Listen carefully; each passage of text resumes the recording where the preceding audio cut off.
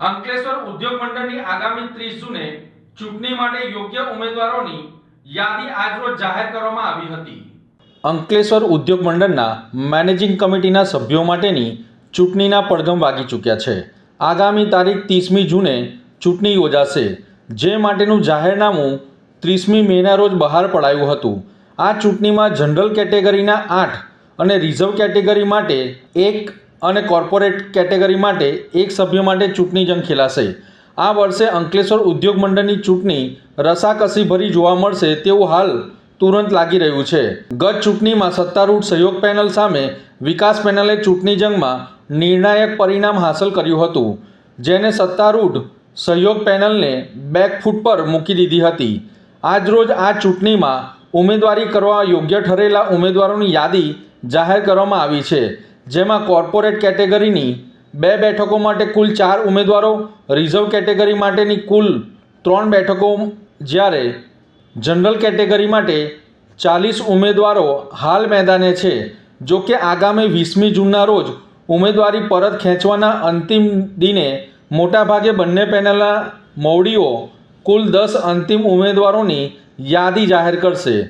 અન્ય ઉમેદવારો ઉમેદવારી પરત ખેંચી લેશે, સિવાય કે કોઈક ઉમેદવાર બળવો કરે અને ઉમેદવારી પત્ર પરત ન ખેંચે, જો કે તેવી સંભાવના નહિવત જોવા મળી રહી છે। પરંતુ આગામી ચૂંટણીમાં સત્તારૂઢ વિકાસ પેનલને માત્ર 3 બેઠકો જીતવાની જરૂરિયાત છે, તો બીજી તરફ સહયોગ પેનલે આમ જોવા જઈએ તો ફોલો ઓનથી બચવા રમવાનું છે। કોઈ ચમત્કાર થાય તો જ જુદી વાત છે। વિકાસ પેનલ પૂરેપૂરું જોર લગાડી 3થી વધુ ઉમેદવારોને જીતાડી આવતા વર્ષ માટે સરસાઈ અકબંધ રાખવા એડી ચોટીનું જોર લગાડશે। આગામી ચૂંટણી રોચક બની રહે તેવા એધાન વર્તાઈ રહ્યા છે। મળતી માહિતી પ્રમાણે પેનલોના મોવડીઓએ ઝેનઝી ઉમેદવારોને વશમાં કરવા પારિવારિક સંબંધોનો સહારો લેવો પડ્યો છે તેવું જાણવા મળી રહ્યું છે।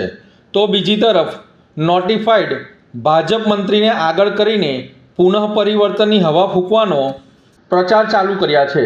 હવે ભાજપ કે ઉદ્યોગ મંડળની આ ચૂંટણી સાથે સ્નાન સૂતકનો પણ કોઈ સંબંધ નથી। ખુદ મંત્રીને પણ આવી ચૂંટણીમાં કોઈ એક ચોક્કસ પેનલને સમર્થન જાહેર કરે કે નહીં તે જોવું રહ્યું। પરંતુ ગાળા નીચે ભાર ઉચકનારા ઘણા વસાહતના આજકાલ દોડી રહ્યા છે। અંતિમ નિર્ણય તો વસાહતના ઉદ્યોગકારોએ જ લેવાનો છે। અત્રે ઉલ્લેખનીય છે કે અંકલેશ્વર વસાહતમાં 1250થી વધુ સભ્ય સંખ્યા ધરાવતા અંકલેશ્વર ઉદ્યોગ મંડળમાં પ્રતિવર્ષ 10 સભ્યોની મુદ્દત પૂરી થાય છે।